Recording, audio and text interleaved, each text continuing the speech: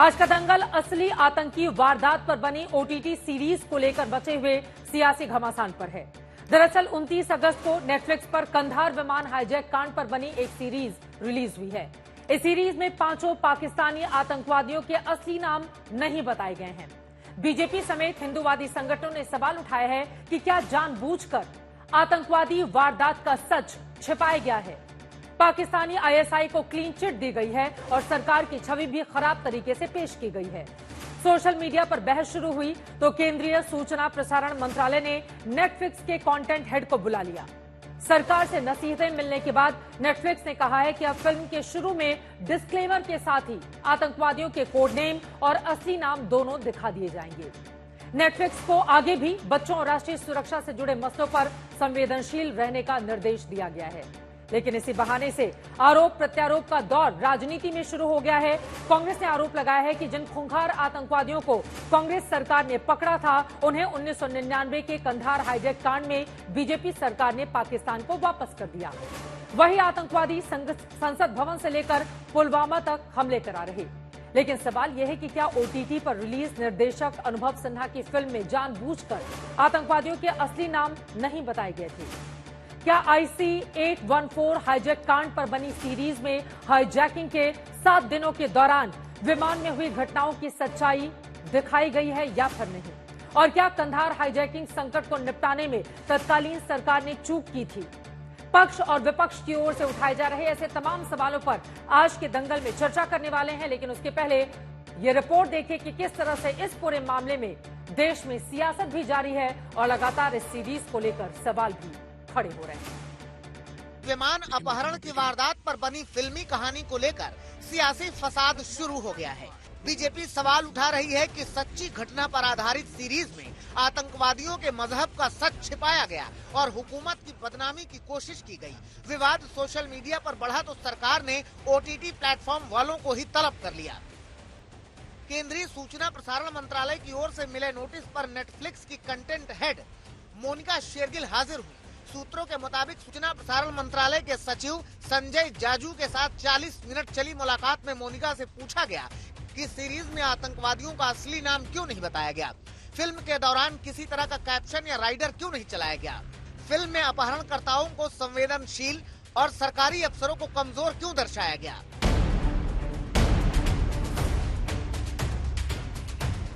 Series के release होते ही social media पर दर्शकों और देशवासियों की प्रतिक्रियाएं आने लगी और इसी दौरान बीजेपी ने भी वो सवाल उठाए जो आम तौर पर दर्शक उठा रहे थे। सवाल ये थे कि सीरीज में अपहरणकर्ताओं के नाम और उनका मजहब क्यों छिपाया गया, सारे आतंकवादी पाकिस्तानी थे ये क्यों छिपाया गया, 190 लोगों की जान जोखिम में डालने और 2 यात्रियों का कत्ल करने वाले आतंकवादियों को इंसानियत से भरपूर और संवेदनशील क्यों दिखाया गया, कंधार अपहरण कांड के मास्टर प्लानर ISI को क्लीन चिट क्यों दी गई, पूरे अपहरण कांड के पीछे पाकिस्तान के नॉन स्टेट एक्टर्स का हाथ दर्शाने की कोशिश क्यों की गई। राष्ट्रीय सुरक्षा से जुड़ी घटना पर सच को छिपाने की कोशिश के आरोप में बीजेपी ही नहीं विपक्षी दलों की ओर से भी आपत्ति जताई गई है। क्यों ऐसा करते हो यार, चंद पैसा कमाने के लिए? कोई भी प्रोड्यूसर हो, कोई भी डायरेक्टर हो और चाहे कितना भी बड़ा आदमी हो, हमारे देश से बड़ा है क्या? देश के अंदर ही रहता है ना, पिक्चर बनाता है, रोजी रोटी कमाता है तो करो ना, लेकिन हमारे तत्वों के साथ छेड़छाड़ क्यों कर रहे हो? उधर सीरीज के विरोधी और समर्थकों के बीच सोशल मीडिया पर चल रही बहस में ये दलीलें दी गई हैं कि दरअसल ये सीरीज IC-814 के पायलट रहे देवी शरण के किताब के आधार पर बनाई गई है। ये दावा किया गया है कि 5 अपहरणकर्ताओं के कोड नाम भी रखे गए थे और वो नाम चीफ, डॉक्टर, बर्गर, भोला और शंकर थे। जबकि पाकिस्तान के आतंकवादी संगठन जैश ए मोहम्मद के आतंकवादी के घर से जो 24 दिसंबर 1999 की IC-814 फ्लाइट्स के टिकट और दस्तावेज बरामद हुए थे, उसमें आतंकवादियों का सच दिखाई दे रहा था।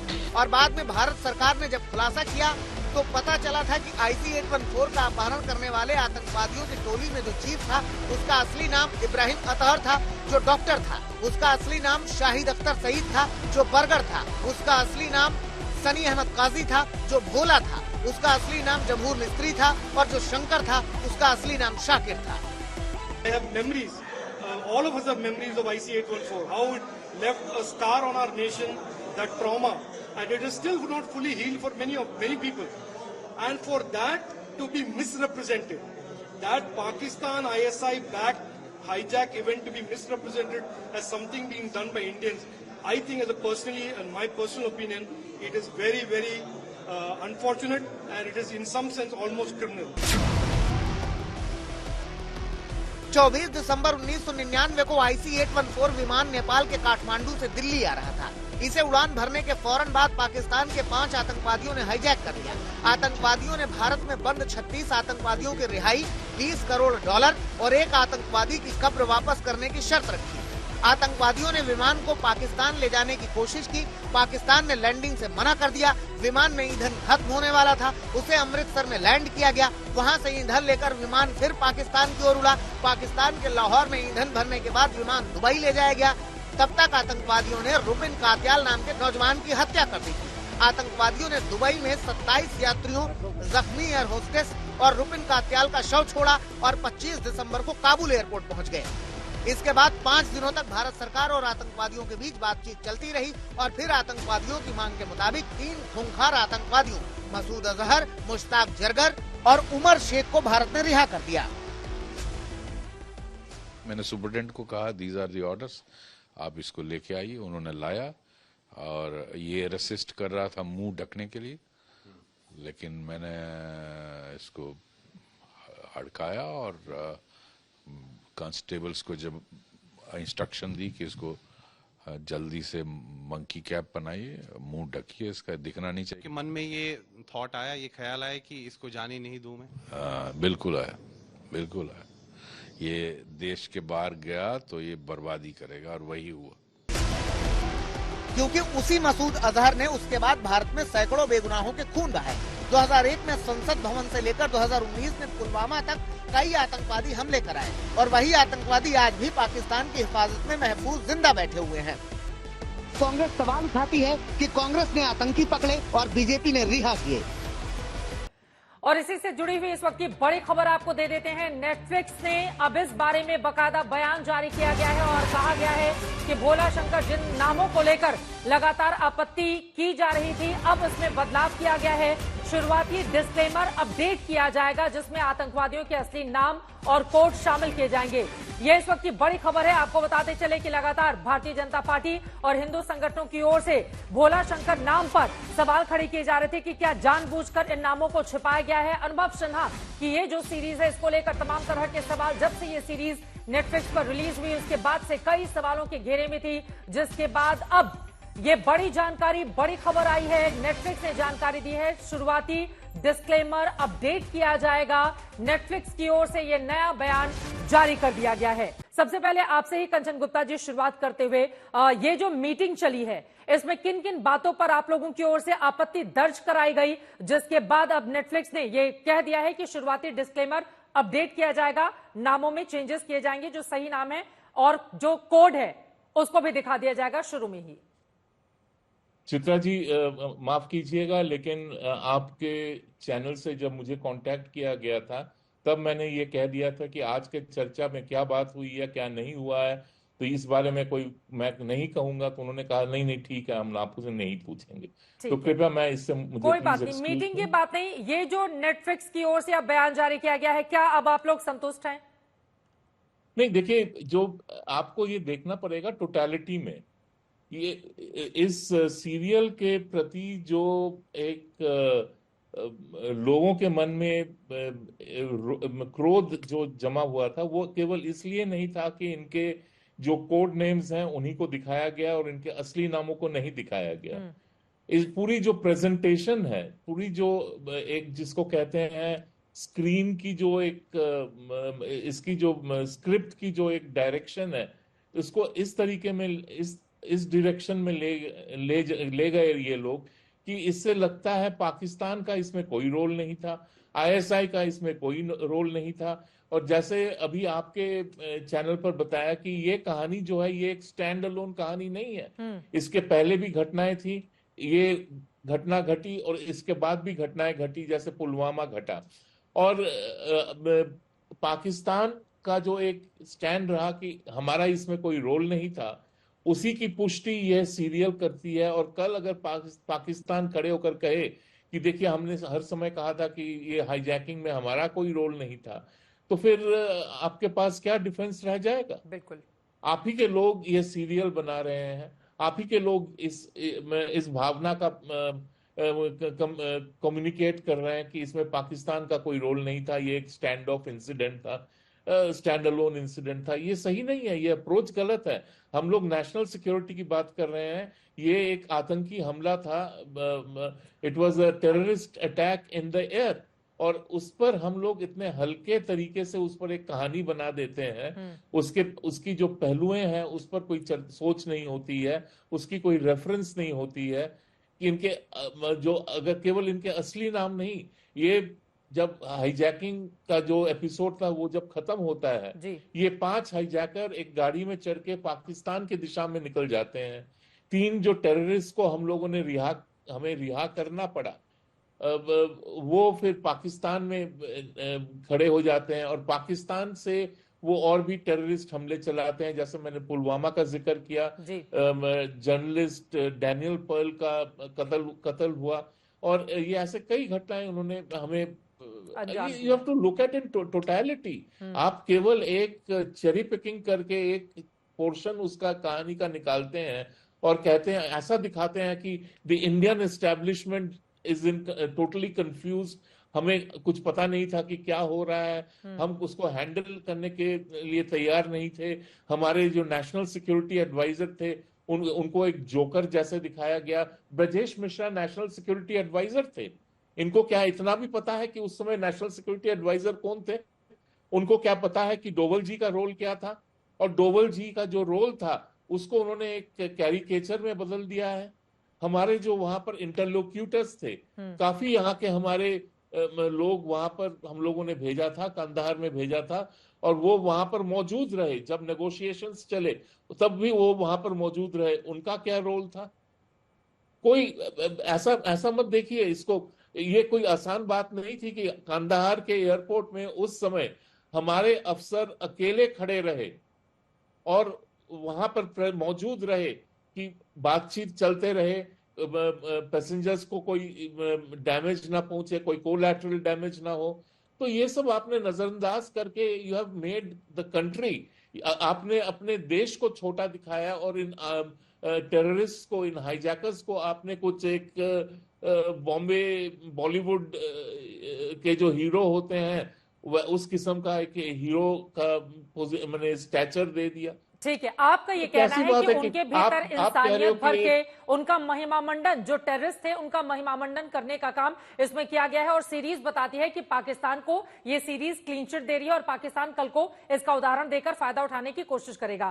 कंचन गुप्ता जी, लेकिन मेरा ये सवाल है, शुरू में कहा गया कि भोला और शंकर नाम को लेकर, ये जो हिंदू नाम दिए गए हैं जानबूझकर, इसको लेकर विवाद था, लेकिन अब ऐसा लग रहा है कि सीरीज को लेकर दायरा जो विरोध का है वो बढ़ गया है। आपका ये कहना है कि अधिकारियों को गलत तरीके से दिखाया गया, सरकार की गलत छवि वहां पर पेश की गई। अब सवाल है कि अगर इतने सारी कमियां इस सीरीज में थी तो फिर ये पास कैसे हो गया नेटफ्लिक्स पर? अब तो सभी लोग देख रहे हैं, और कई बार होता है कि जो चीजें विवादों में होती हैं उसको ज्यादा लोग देखते हैं। तो अनुभव सिन्हा का जो मकसद था कि ज्यादा लोग देखें उनकी सीरीज को, ऐसा लग रहा है उसमें वो कामयाब रहे या हो रहे हैं? अनुभव सिन्हा का क्या इरादा था, वो उनका इरादा है, वो सोचें।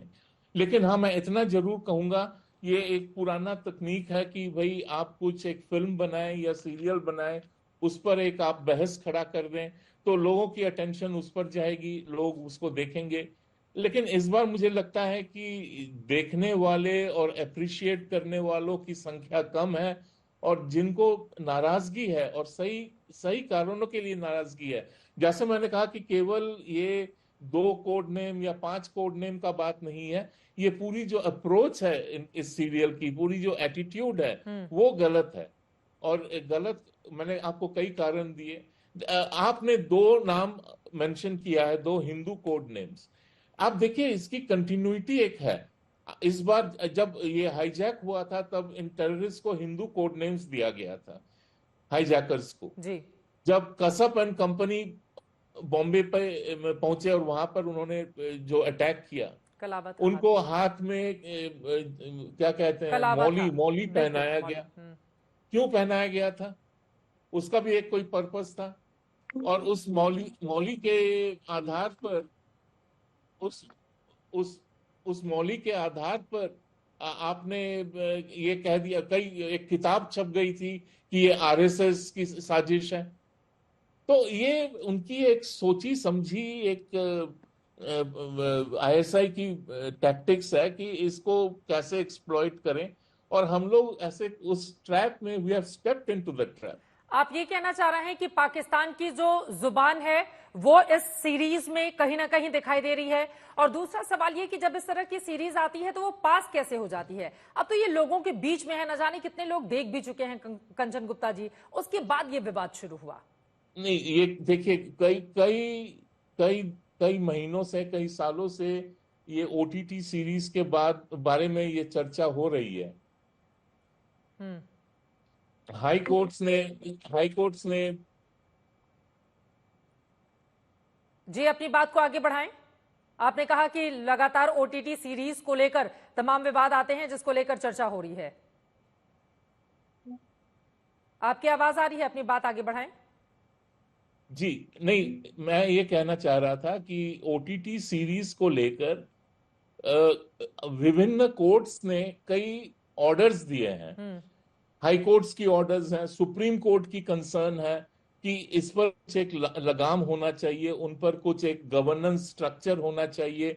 आखिर देखिए, अगर एक कोई मेन स्ट्रीम बॉम्बे की फिल्म बनती है, उसमें जो भाषा का इस्तेमाल होता है, उसमें जो पोर्ट्रेयल्स होती हैं, उस पर काफी कंट्रोल्स रहता है। खुद प्रोड्यूसर कंट्रोल करता है, डायरेक्टर कंट्रोल करता है, और उनके कंट्रोल के बाद भी अगर कुछ निकल जाता है फिल्म में, तो फिर जो central board of film certification है वो उस फिल्म को रिव्यू करके ये सुझाव देता है कि आप इन लाइनों को काट दीजिए, या इस सीन को काट दीजिए, या इसको रिवाइज कीजिए।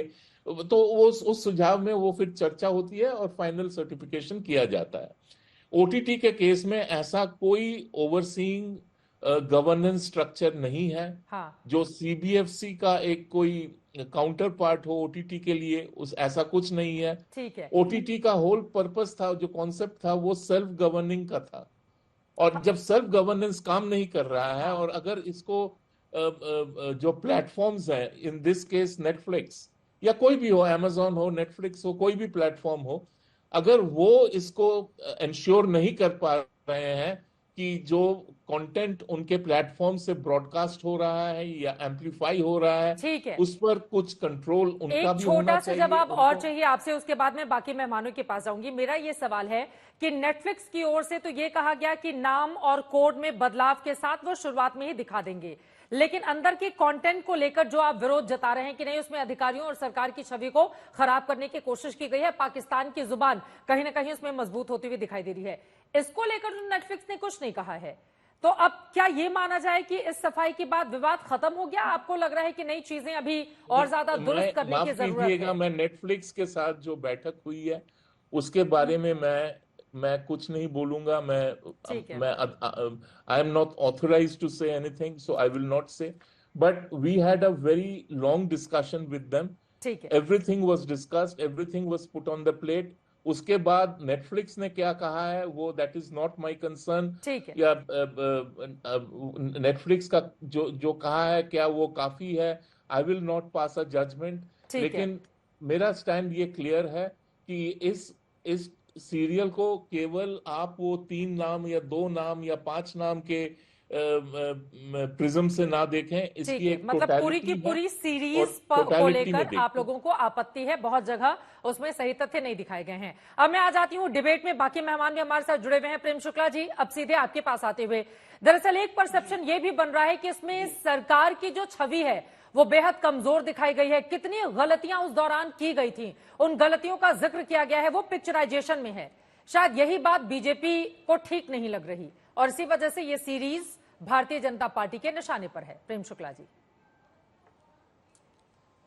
देखिए, भारतीय जनता पार्टी इस कारण इसको निशाने पर नहीं ले रही, बल्कि इस कारण ले रही कि आप जिस तरह से समग्र संप्रभु भारत राष्ट्र की हमारी जो एजेंसियां हैं, रॉ है, आईबी है, उसको जिस तरह से बदनाम करने की कोशिश की जा रही है।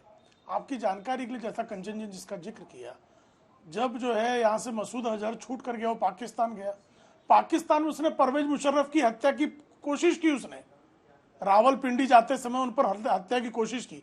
और आपको जानकर हैरानी होगी कि परवेज मुशर्रफ को यह टिप ऑफ रॉ ने दिया कि मसूद अजहर आपकी जान ले सकता है। तो जिस पाकिस्तान के राष्ट्रपति की भी जान बचाने की क्षमता रॉ में हो, उस रॉ को इतनी पुअर लाइट में आप दिखाएंगे। अनुभव सिन्हा को क्या जानकारी है? अनुभव सिन्हा जिस तरह से आईएसआई के को जो है बड़ा दिखाने का प्रयास करते हैं, जिस तरह से आतंकवादियों का वो महिमा मंडन करने का प्रयास करते हैं, जिस तरह से इस्लामी आतंकवादियों का हिंदूकरण करते हैं, उसके पीछे एक सुनियोजित षड्यंत्र है जो डेविड कोलमैन हेडली ने जो षड्यंत्र रचा था। अब कल मान लीजिए कोई 26/11 पर फिल्म बनाए तो अजमल कसाब का हिंदू नाम रखेगा वो, और उसको स्वीकारेगा ये देश। और उसमें जो है डेविड कोलमैन हेडली की जगह सारी जिम्मेदारी जो है रॉ पर डाल देगा, सारी जिम्मेदारी आईबी पर डाल देगा। ऐसा संभव है क्या? हाँ। और जब आप जब कोई भी जो फैक्ट में सीरीज बनती है चित्रा जी, तो कोशिश की जाती है कि आप सत्य आधारित घटना पर जब फिल्म बना रहे हैं तो उसको सत्य के करीब ले जाए। और ये अभी भी जो सरकार की नाकामी तो थी ही ना प्रेम शुक्ला जी। हाँ, वो सरकार की नाकामी तो थी, क्योंकि जी नहीं सर, सरकार की नाकामियां तो बहुत सारी। क्या होता है कि हमारे यहाँ 100 इंटेलिजेंस इनपुट आता है, हम 100 घटनाएं बचाते हैं, एक घटना नहीं बचा पाते हैं, तो 100 के बचाने को यश कहें कि एक बचाने को अपयश कहें, यह भी जो है बहस का विषय है चित्रा जी। अगर जो है आप इस आधार पर कहेंगे तो 1971 की जीत के बाद हम शिमला समझौता हार गए, इस आधार पर इंदिरा गांधी का भाव का पुअर लाइट में दिखा सकता है क्या कोई? 1971 में हम युद्ध जीते, लेकिन उस युद्ध जीतने के बाद बहुत सारे जो जानकार हैं वो कहते हैं कि हम शिमला समझौता टेबल पर हार गए। तो इस आधार पर इंदिरा जी की आलोचना कोई कर सकता है, इस आधार पर कोई सैम मानेकशॉ की आलोचना कर सकता है, इस आधार पर हम भारतीय सेना की आलोचना कर सकते हैं। बोलिए रत्नाकर त्रिपाठी जी। ठीक है, मैं जवाब ले लेती हूँ रत्नाकर त्रिपाठी जी। और जैसा कि बार बार इस तरह का परसेप्शन की पाकिस्तान को क्लीन चिट, वहां पर आतंकवादियों को इंसानियत से भरा हुआ दिखाया जा रहा है, उन आतंकवादियों का जिक्र करने मात्र से रूह कांप जाती है। और अगर सीरीज में इस तरह की छवि उनकी दिखाई जाएगी तो यकीनन जो लोग उस दौर के नहीं थे या जो युवा पीढ़ी है वो इस सीरीज को देखकर क्या हासिल करेगी। लेकिन ऐसा लग रहा है कि कांग्रेस को मौका मिल गया है, भाई इसी बहाने बहती गंगा में हाथ धो लो। रत्नाकर त्रिपाठी जी, पता नहीं आपको क्यों लगता है कि कांग्रेस को मौका मिल गया है। कांग्रेस इस देश की पार्टी ना हो, आप ऐसे बार बार बताती हैं। और सरकार तब भी नाकाम थी, सरकार आज भी नाकाम है। तब भी सरकार की जिम्मेदारी थी कि लोगों को रिहा न करे, आज भी जिम्मेदारी थी नेटफ्लिक्स पर। सही कह रहे हैं प्रेम शुक्ला जी, हो सकता है हम शिमला समझौता हार गए, लेकिन बांग्लादेश अलग बना, नियाजी ने आत्मसमर्पण किया, जिसकी फोटो आज भी मिलिट्री के हर बेस में लगी है। ये तथ्य थोड़ी नकार सकते, और ये तथ्य भी आप नहीं निकाल सकते कि खबरों के मुताबिक रत्नाकर जी अरे शुक्ला जी, सेना में सैम मानेकशॉ का जो है सारा बेनिफिट वापस ले लिया। ये भी सत्य है कि इंदिरा जी ने पेंशन भी समाप्त कर दिया, ये भी पता है। आपकी बात हो जाए तो बोले ना शुक्ला जी, बोलिए बाकी 3 लोग भी इंतजार कर रहे हैं हमारे साथ, बॉलीवुड से जुड़े हुए, उनके पास जाना है। अपनी बात रत्नाकर जी जल्दी से खत्म करें प्लीज। उनकी बात हो जाए, बोलिए रत्नाकर जी। हाँ, तो मैं ये कह रहा हूँ उस समय भी आप नाकाम थे। खबरों के मुताबिक उस समय इंटेलिजेंस आईबी के special director doctor Manmohan Singh की नाकामी। फिर बोल रहा है शुक्ला जी, आप कैसे आदमी है? 12 मार्च 1993 जो है आप ये बवाल ने कहा था कि अगर अमृतसर में विमान, अरे आपने आतंकवादियों को हमेशा छोड़ा है। रूबिया सईद को आपकी गवर्नमेंट ने छोड़ा, जिसको आप समर्थन कर रहे थे। जसवंत सिंह लेके गए। आप दुनिया जानती है कि उसमें प्रधानमंत्री के सचिव के जीजा बैठे थे, इसलिए छोड़ा गया आतंकवादियों को। आप दुनिया को गुमराह नहीं कर सकते, और नेटफ्लिक्स पे आपका कमांड नहीं है, ये आप नहीं कर सकते।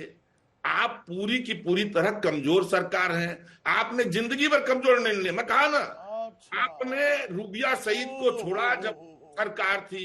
आपके समय में 19 जनवरी 1990 को कश्मीर पंडित भागे, आपने समर्थन वापस नहीं लिया। आपने इन आतंकवादियों को छोड़ा, दामाद की तरह छोड़ा, जसवंत सिंह गए। आज आप नेटफ्लिक्स, आज आप ओटीटी पे बोल रहे हैं, दुनिया बोल रही है। आपने ओटीटी पे कमांड नहीं किया। कंचन गुप्ता जी ने कहा सुप्रीम कोर्ट का कंसर्न है, हाई कोर्ट के कंसर्न है, तो who is there to formulate the regulation? Ratnakar Tripathi और ऑल इंडिया कांग्रेस कमेटी। आप कमजोर नेतृत्व हैं, आप रो सकते हैं। नेटफ्लिक्स ने तो माफीनामा नहीं जारी किया, वो अपनी प्रतिबद्धता के कारण अपनी बातें नहीं बता सकते हैं, लेकिन आप दुनिया को नहीं बता सकते कि आप उतार दीजिए ना, उनको एक्सप्लेनेशन कॉल दीजिए, उनको तब तक के लिए रोक दीजिए कि वो ना करे अपनी फिल्म का प्रसारण प्लेटफॉर्म पे। वो आप में हिम्मत नहीं है, क्योंकि आपके दिमाग में बस नेटफ्लिक्स भी तो पैसा दे रहा है आपको ना, 26 लाख करोड़ का रेवेन्यू, मान लिया 2.6 लाख करोड़ का रेवेन्यू तैयार करता है, उसमें आपका शेयर होता है गवर्नमेंट का, आपको देश से थोड़ी मतलब है। ठीक है, मैं कंचन जी से इस सवाल का जवाब दूंगी कि क्या सरकार को पैसा मिलता है इस वजह से इस तरह की स्थिति है। उनको बंद करिए। ठीक है, हम कंचन जी जवाब देना चाह रहे हैं आनंदा जी और बाकी लोगों के पास। शोएब जी, शहजाद जी, मैं फौरन आ रही हूँ। कंचन गुप्ता जी, इस पर जवाब दीजिए। नहीं, देखिए, ये जो कांग्रेस के प्रवक्ता बैठे हुए हैं, मैं जरा उनको करेक्ट कर दूं। जब IC 814 की जब घटना घटी, from the first day first hour Congress की तब की जो लीडरशिप थी, सोनिया गांधी जी, मनमोहन सिंह जी और प्रणब मुखर्जी जी, हर बैठक में उन्हें बुलाया जाता था, वो रहते थे मौजूद। बैठक के बाद वो बाहर आकर मीडिया को यही कहते थे कि हम सरकार के साथ खड़े हैं, सरकार जो भी निर्णय लेगी हम उसके साथ हैं। और अब ये कहना कि सरकार कमजोर थी, सरकार कमजोर नहीं थी। नहीं, आप सुनिए जरा, आपको सुनना पड़ेगा। You cannot say this. Government of India is government of India. उनकी बात सुन लीजिए, उनकी बात सुन लीजिए, बाकी लोग भी इंतजार में प्लीज। उस समय अगर लोग विरोध करते ना, ठीक है, तो आप कहते सरकार का विरोध हो रहा है। ये एक पॉइंट मैं इस पर बड़ा क्लियर भी कहना चाहता हूँ। उस समय रत्नाकर जी प्लीज, आपने सवाल पूछा है, जवाब सुन लेते हैं, बाकी 3 लोग भी इंतजार में हैं। और दूसरी बात जो थी, 2004 या 2005 में पी चिदम्बरम ने he issued a public statement कि if something like this happens today, our government, that is the Congress-led UPA government, will have to make similar choices. It will have to do the same thing. No. Same so choice. you cannot today say, no, please don't. मेरा point यही, larger point यही था कि एक issue of national crisis, उसको आप लोग partisan politics में ना उतार लाए, ना घसीट लाए। ठीक है, राष्ट्रीय सुरक्षा जैसे मुद्दों पर और जहां पर पाकिस्तान का जिक्र हो, मुझे लगता है कि कम से कम सत्ता पक्ष और विपक्ष दोनों की जुबान एक जैसी होनी चाहिए, लेकिन हर विषय पर राजनीति इस देश की आदत है। अद्विता काला जी, सीधे आपके पास आते हुए, देखिए इस सीरीज की जो कहानी है वो सीनियर जर्नलिस्ट श्रीजॉन चौधरी और देवी शरण की किताब flight into fear the captains story से ली गई है। अब आप चूंकि खुद भी राइटर हैं, हमारे दर्शकों को आप बताइए कि जब भी इस तरह की कहानी आती है, उस पर सीरीज या फिर फिल्में बनाई जाती हैं, तो कितनी बातें सच्ची लिखी जाती हैं और कितनी बातें इसलिए ताकि उस पर कंट्रोवर्सी हो और फिर ज्यादा से ज्यादा पब्लिक उसको देखे और काम बन जाए फिल्मकारों का। देखिए, कंट्रोवर्सी तो मदद तो करती है, क्योंकि ये सीरीज मार्केट प्लेस जो होता है इतना क्राउडेड है, हर महीने हर OTT प्लेटफॉर्म पे 100 से ज्यादा सीरीज ड्रॉप होती हैं, तो उसमें अपनी जगह बनाना बहुत ही मुश्किल होता है। मुझे लगता है इस सीरीज में प्रॉब्लम्स 2-3 हुए हैं और बड़े मुख्य रूप से हुई हैं। एक तो वो डिस्क्लेमर की बात है जो उन्होंने अब डाल दी है, वो पहले भी डाल सकते थे, उसमें कोई बड़ी बात नहीं है। अगर वो अंत में डालते या शुरुआत में डालते, ठीक है, अंत में भी डाल दिया क्योंकि थ्रिलर कॉन्सेप्ट है तो अंत में डाल दिया, पर उनको वो रेवलेशन करना था। दूसरी चीज है कि ये this is based on a true story, this is not even inspired by true events, this is based on a true story. अब आप अगर कोई मंत्री का नाम बदल सकते हैं क्योंकि आप भावनाओं को देख के ये करना चाहते हैं, तो फिर आपको भी सोचना चाहिए था कि आप भोला और शंकर भगवान के नाम हो सकता है वो सत्य हो, और थे, उन्होंने ये किया था, पर थोड़ा आपको वो सेंसिटिविटी लानी चाहिए अपनी नरेशन में। ये नहीं हुआ, ये उनकी पर्सनल कॉल थी, इससे मैं ज्यादा इस तरफ या उस तरफ मुझे उतना प्रॉब्लम नहीं है। मुझे लगता है कि जब हम स्क्रीन प्ले लिखते हैं तो उसमें एक ट्रीटमेंट की भी बात होती है, लेंस की बात होती है। पटकथा लेखन में ये बहुत ही महत्वपूर्ण एस्पेक्ट होता है। अगर आप देखें पहले 10 मिनट शो का, और मैं क्रिएटिवली इसको देखना चाहती हूँ, मैं पॉलिटिकली नहीं जी, आपने जल्द ही जल्द दिखा दिया कि उनमें से एक आतंकवादी है जो अपने वृद्ध पिता के साथ खड़ा हुआ है और एक खाली कमरे की ओर देख रहा है, और उसके पिता, उनकी आंख नरम हो गई है और वो कह रहा है 1 साल से ये कमरा खाली है, तो अपने बेटे की बात कर रहा है, और वो लड़का अपने वृद्ध पिता के पीछे खड़ा है, उसके कंधे से कंधे मिलाकर, और वो सोच रहा है कि अब मैं क्या करूं, और पिता कहते हैं उसको वापस लाओ, कुछ भी करो। तो आपने इमीडिएटली इमोशन वो टेररिस्ट में डाल दिया, क्योंकि एज अ व्यूअर जब मैं देख रही हूँ और मेरा भाई, मुझे लग रहा है वो जस्ट रास्ते पे निकला है और उसको ऐसे जेल में डाल दिया है, तो उसको आजाद करना अब मेरा मिशन बन गया है, और वो बहुत नोबल मिशन है, क्योंकि मेरा बूढ़ा बाप मुझे बता रहा है। पर दूसरे हाथ पे जो एक ही फेटालिटी थी उसमें रुपिन कटियाल की, जो न्यूली वेड थे, जिनको 13 बार चाकू से दबोचा गया और मारा गया, उनको आपने व्यूअर को टोटली इन्वेस्ट नहीं किया उनकी कहानी में। लव स्टोरी थी, हनीमून पे थे, यंग कपल थे, लौट रहे थे हनीमून से, आपने बिल्कुल व्यूअर्स को उनकी कहानी में इन्वेस्ट कराया ही नहीं। तो ये मुझे लगता बहुत ही मैनिपुलेटिव टेक्निक है। ये लोग जो स्क्रिप्ट लिखते हैं, जो फिल्में बनाते हैं, ये समझ जाएंगे कि क्या हो रहा है यहाँ पे, और ये चीजें हुई है इस सीरीज में। शोएब चौधरी जी, वेदना टेररिस्ट के साथ होती है, रुपिन कटियाल के साथ नहीं है। शोएब चौधरी जी, एसपी वैद्य हैं डीआईजी जम्मू के। जब इन टेररिस्ट को छोड़ा गया था तो यकीनन इनके सिग्नेचर से और सारी प्रक्रिया आगे बढ़ी थी।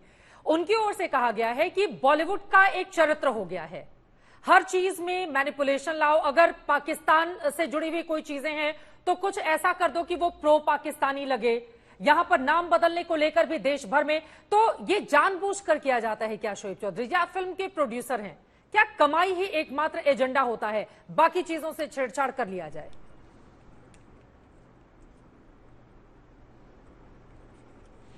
देखिए, ये एक किताब है जिसका जिक्र अभी आपने किया। उस किताब में सारी फर्स्ट हैंड अकाउंट उन लोगों का है, उन कैप्टन का है जिन्होंने ये हाईजैकिंग फेस की। उन लोगों का उसमें फर्स्ट हैंड अकाउंट है जो लोग उसमें मौजूद थे। उनकी कहानी को लेकर वो किताब लिखी गई, उसके ऊपर बेस करके ये फिल्म बनाई, ये सीरीज बनाई गई। एक एक चीज उसमें करेक्ट है, माइनर चेंजेस, एक कुछ उसको फिक्शनलाइज करने के लिए, उसको और इंटरेस्टिंग बनाने के लिए शायद कर दिया गया होगा, क्योंकि ये वर्क ऑफ फिक्शन है, एक सोर्स ऑफ एंटरटेनमेंट हम लोग देखते हैं, इसलिए थोड़ा बहुत उसमें माइनर चेंजेस कर दिया गया होगा। लेकिन जो नाम जिनको लेकर के ये चर्चा शुरू हुई 2-3 दिन से जो हम देख रहे हैं, वो मुझे इस बात का यकीन है कि ये बोलिए आप अपनी बात को आगे बढ़ाइए। आपके साथ ही हम वो तस्वीर भी दिखा रहे हैं। हाँ, मैं उसको तुरंत करेक्ट कराती हूँ। शोएब चौधरी जी को उनकी आवाज सुनाई दे रही है। शहजाद जी, मैं फौरन आपके पास आऊंगी। हम उस समय की तस्वीर भी दिखा रहे हैं, प्रधानमंत्री अटल बिहारी वाजपेयी और लाल कृष्ण आडवाणी और सोनिया गांधी की। ये उस समय की तस्वीर है जब इसको लेकर लगातार मीटिंग चल रही थी और उसमें सर्वदलीय बैठक के जरिए दरअसल समाधान की दिशा में आगे बढ़ा जा रहा था, जिसका जिक्र अभी इसी मंच से हुआ है। अपनी बात को आगे बढ़ाएं शोएब चौधरी जी। अभी तक ये कहा जा रहा है कि एजेंसीज पर उंगली ना उठाई जाए, उस जमाने की सरकार कमजोर है, कमजोर दिखाई गई है। भाई, ये तो हकीकत है। जो कंचन गुप्ता साहब ने कहा कि सरकार को कमजोर दिखाया गया, कंचन गुप्ता साहब की किसी बात का कोई रेफरेंस मौजूद नहीं है। लेकिन हाँ, 25 साल पहले हमने ये अपनी आंखों से टेलीविजन स्क्रीन और अखबारों के जरिए इस केस को देखा है। अच्छी खासी उम्र थी हम लोगों की जब ये सारा 6 दिन का वो एक पेन पूरा देश झेल रहा था, और सारे अखबारों के जरिए, न्यूज चैनल्स के जरिए ये देश को बताया जा रहा था कि सरकार की कमजोरी के चलते, एजेंसीज के फेलियर के चलते ये इतना बड़ा हादसा इस मुल्क ने झेला। बिल्कुल। और तीन टेररिस्ट को जिसकी वजह से छोड़ा गया, उन टेररिस्ट की वजह से आज तक हिंदुस्तान के सैकड़ों हजारों लोग मारे जा रहे हैं। इससे आप मुंह छुपा नहीं सकते। आपकी बात में कोई सच्चाई कोई रेफरेंस मौजूद नहीं है कि 25 साल पहले सरकार ने बहुत एक्टिव होकर के कोई फैसला लिया। 45 मिनट तक वो फ्लाइट हाईजैक होने के बाद अमृतसर में खड़ी रही, लेकिन आप लोगों ने उस पर कोई एक्शन नहीं ले पाए। प्रेम शुक्ला जी ने सही कहा कि भाई 100 केसेस होते हैं टेरर के, उसमें से 99 बस कर देते हैं, एक कोई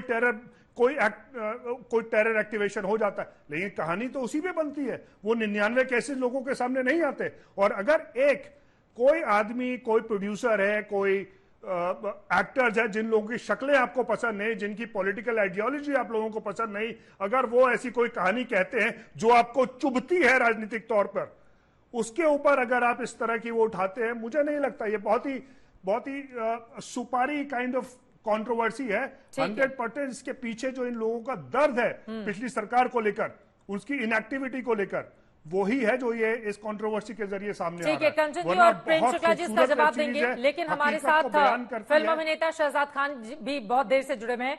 शहजाद जी, अब सीधे आपके पास आते हुए, ये जो कंट्रोवर्सी चल रही है इसको किस नजरिए से आप देख रहे हैं, या फिर अगर एक सीरीज है तो सिर्फ उसको सीरीज के तरीके से ही देखा जाए, इसको लेकर क्या बेवजह की बहस हो रही है, या आपको लग रहा है कि नहीं, कंटेंट से छेड़छाड़ किया गया है जिसके बाद उसमें सुधार जरूरी हो जाता है?